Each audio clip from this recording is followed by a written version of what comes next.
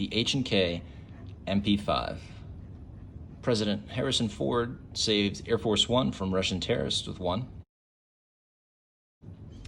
And of course, who can forget when Sean Connery took on a platoon full of ex-Marines on Alcatraz Island with one.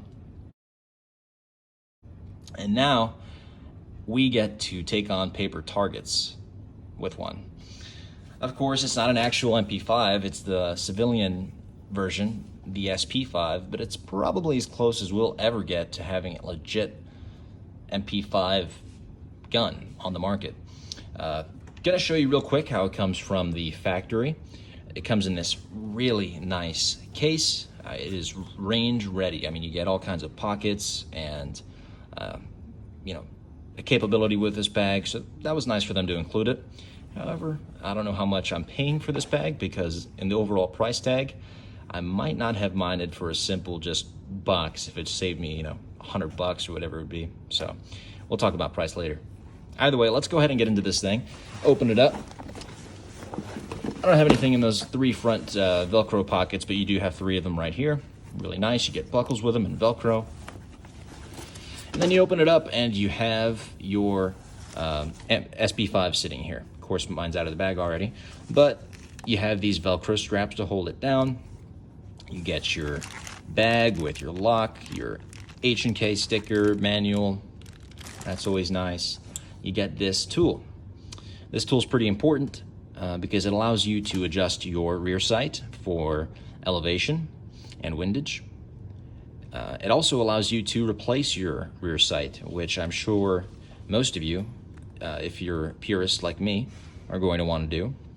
If not just because we'll save that portion for when we get to the rear sight.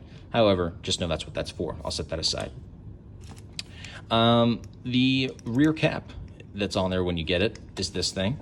Just has this little doodad on the end for attaching your slings. Of course, it is well, maybe it's not a quick release. I always thought that was a quick release. Oh, we just learned something together, guys. How about that? Not a QD swivel, just a swivel that's already on there. However, no buffer in here. That'll be important later. And obviously I've replaced mine, so we'll get to that. And then it comes with a bungee sling, single point, which is nice. Of course, I'm not using this either because I decided to run something else. It does have a classic H&K hook on there though, which is nice. And then you get two German H&K MP5 mags.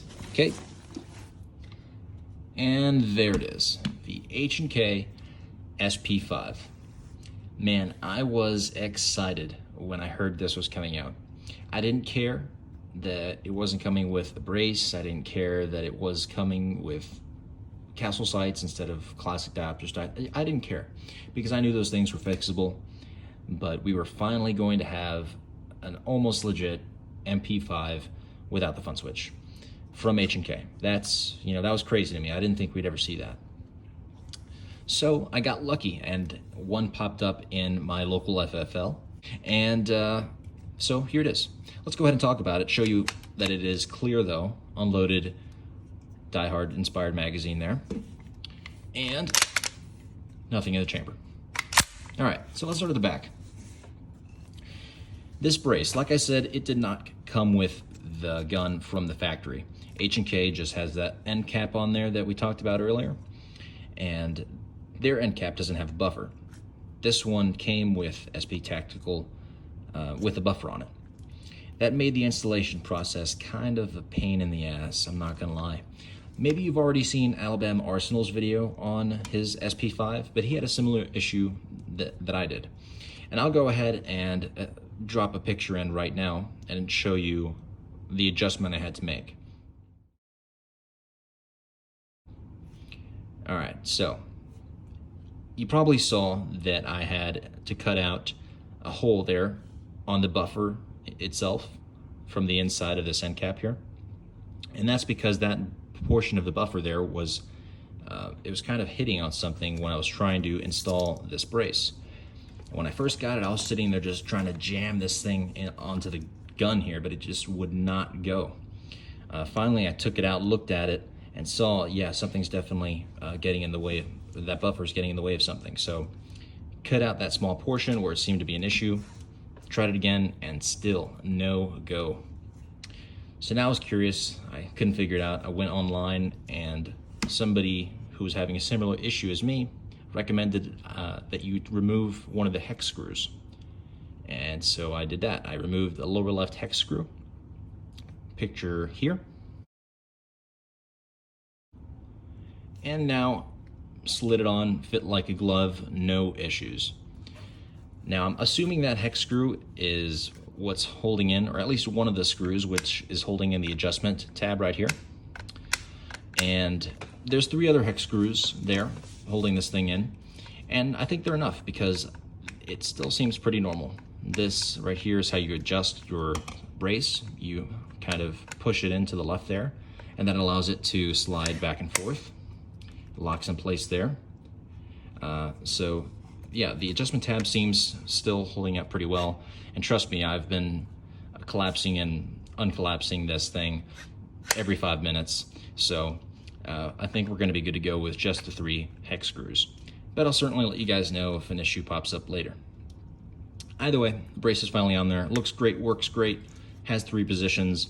Closed the half position, which is, oops, well, this is fully extended. And then the half position is right here, if I can get it. Am I there already? I am out there. This is the half position.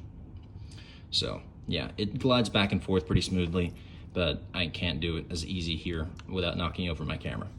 So there you got it, 3 position brace. Okay. It does have QD cups on either side of the end cap there, which is nice. And then we can drop down to the pistol grip module. So this is a little bit different from the Zenith module that I have, in that it's a 1-pin system. All right, so H&K had to make an adjustment so that full auto packs wouldn't fit in as easily into this pistol, and that's just because of German export laws. So no big deal. Instead, they removed the front pin, which has something to do with the full auto pack, and just made it a shelf so that the pistol module just kind of fits in here, kind of like a SCAR. I think a SCAR has a shelf on the lower there, and it fits here and then swings up, and rear pin pops in, and it's locked in place. So it's good to go. The grip itself is okay, I guess. I don't think it's a classic H&K MP5 style grip, but there were lots of different options for the MP5 grip. Go look on hkparts.net. There's all kinds of options on there for you, with finger grooves, with rubberized portions, markings that are different here for your selector. So this one works pretty well. It's comfortable, so I don't have any complaints. I'm actually really happy with the safety that they did though. Safety is awesome. And they extended it so that you can activate it easy without breaking your grip like you had to before. On my Zenith, I've got to come way out here, my hand like this, to sweep that on and off, which is really frustrating. But they really, made a much better improvement with the SP5 on that, so good on them. And it's ambidextrous, so really, really good job there. In fact, it's almost a totally ambidextrous gun because you have a paddle release too, which can be activated from either side, of course. There's that empty mag again. And the paddle release is awesome. It's classic. Your MP5 has to have it, your MP5 clone.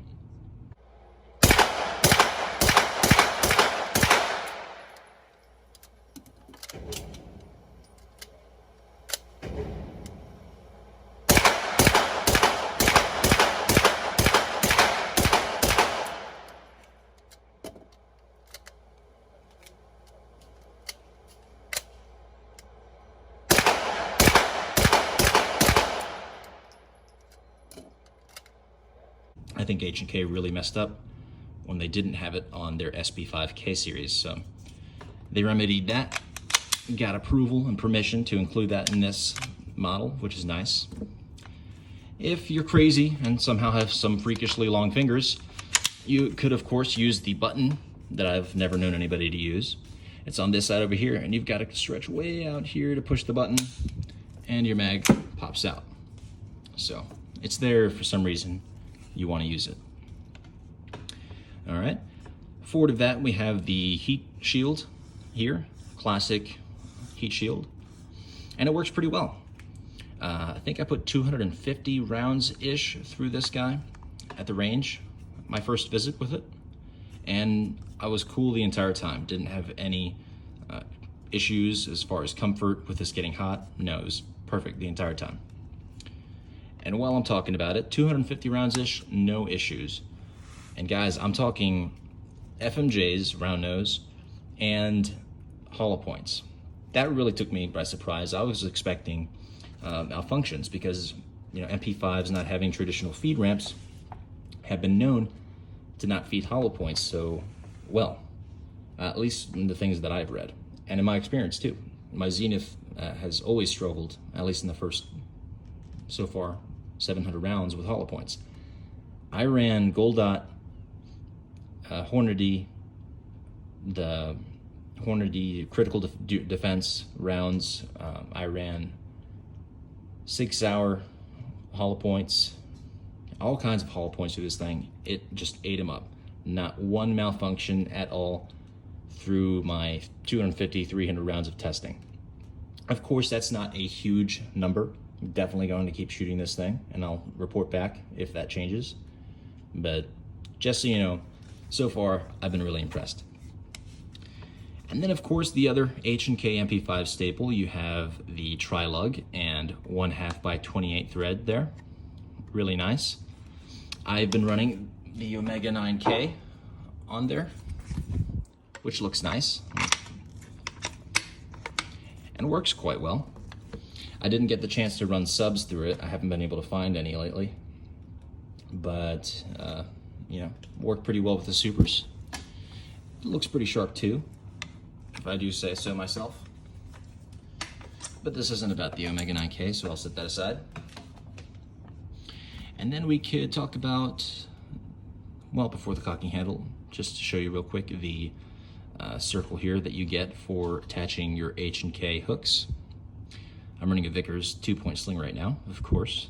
Those are my favorite. And then the cocking handle. Really nice and textured on the top and the bottom. You get a border around your texture and some extra type of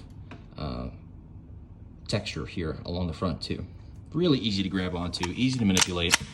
The action is very smooth, and you can HK slap it all day and it's not going to hurt it. H&K said it themselves. That is a legit tactic or maneuver, whatever you want to call it. You can HK slap it. Don't worry about breaking your gun. It can take it, trust me. Better for the price you're paying for these things, gee whiz. Anywho, moving on, let's go talk about the trigger, because I'm gonna forget if I don't say anything. The trigger is awesome. I didn't really realize what kind of trigger I had on the Zenith until I got to shoot this one. And it's an improvement. Now it's heavier. I'd say it's about 5.5, 6 pounds, maybe a little heavier, but it's very clean. You have a 2-stage-ish type of trigger here. Your first stage doesn't have a lot of travel. It just goes right about here. Then you're at your wall, and it breaks. Super clean break. The reset, audible and tactile, everything you could want. And then you're right back where you started, where you can do it again. First stage to the wall right there, and it breaks at about 6-ish pounds. But it's, again, I emphasize, very clean break. No over travel, just right there and then back to your reset. Really, really good trigger. I'm impressed. Okay, moving on, you have the sights. I mentioned earlier that this came with castle sights. Well, that would not do for me. I had to go on to hkparts.net and buy a classic diopter sight and then install that myself. I used this tool, which was kind of a pain in the ass, and I had to watch a couple instructional videos about 100 times, but I finally got it. I'll leave it to HK to make it so complicated to adjust and replace your rear sight, but I did it, and it makes all the difference. If you don't know how they work, you get your blade up here on your front sight, and you center it up in the circle of your rear sight, and you have different apertures that you can use. Turning this dial here isn't going to affect your elevation or windage, it just gives you a different aperture to use. They're smaller or bigger, so that's great. The one it came with is called a castle sight, and gives you more of a square type U-notch sight, rear sight picture. Feels a lot like a Glock. You know how Glock sights, the rear sights are square and shitty? Well, that's kind of what this is. Not my favorite, so I had to get it replaced because it's classic anyway, and it just looks better on there. Works a lot better too. So I think that brings me to the end, guys. Talk about price a little bit. This one was much more expensive than the MSRP. I'm a little embarrassed to say, so I won't, but MSRP is at $2,800, and you can find these for a lot more on the market right now, probably because of just how popular they are. You know, this is something that many of us HK fans have been waiting for a long, long time. So expect to pay more than $2,800, and you know, you do get what you pay for. This is a fantastic firearm. Recoil is just so smooth. Show you a little bit of the shooting I did. Again, I am not John Wick, but I thought I did okay. 25 yards, seated, supported. I got that. This was suppressed. Not a bad group, I thought. Then I shot a couple more groups down here, 25 yards, unsuppressed. That was definitely me. I knew that was me when I shot it, but that was a good group. Again, good group. This one opened up a little bit, but I mean, you get plenty of good accuracy. I'm sure that I could do just as good, even further out than 25 yards. Unfortunately, though, I am limited right now to just an indoor range. I'm hoping to get to an outdoor range soon so I could push it out even further. All right, guys. So that brings me to the end of the video. I just wanted to give you a quick close-up. This wasn't an official review. I plan to be comparing it to my Zenith in the near future, so keep an eye out for that in the next week or so. And until then, thank you guys for watching, and stay safe.